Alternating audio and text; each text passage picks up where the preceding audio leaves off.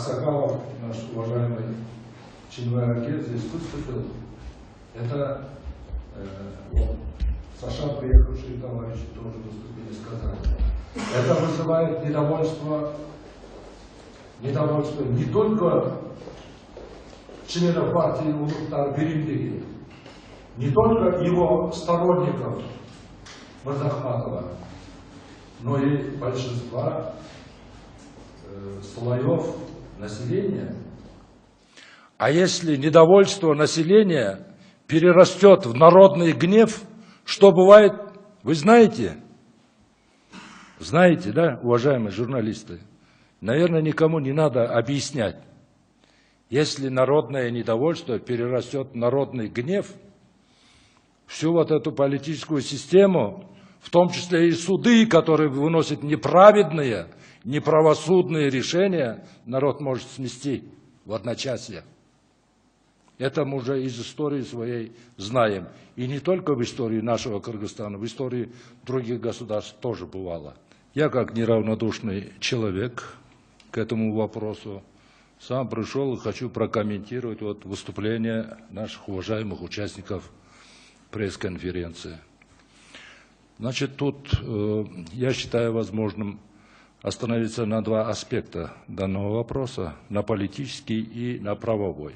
Начнем со второго, с правового аспекта данного вопроса.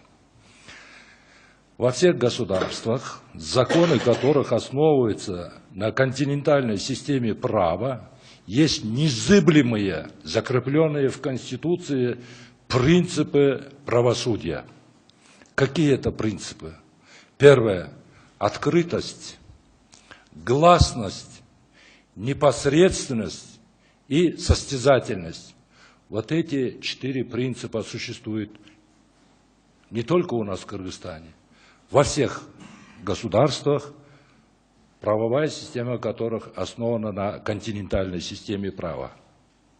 Это неоспоримые, значит, вещи. Значит, именно парламентом нынешнего созыва, 5-го созыва, был инициирован закон о внесении изменений и дополнений в УПК, который позволяет заочно рассматривать уголовные дела. Сначала предусмотрели возможность заочного предъявления обвинения, а совсем недавно приняли вот такой закон, и как раз складывается впечатление, я твердо в этом убежден, вот такого рода законы принимаются конкретно под кого-либо. Понимаете?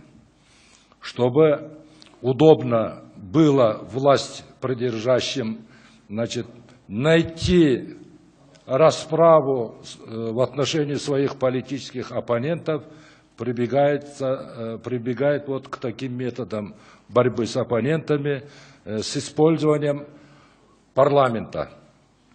А вернее сказать, части депутатов парламента.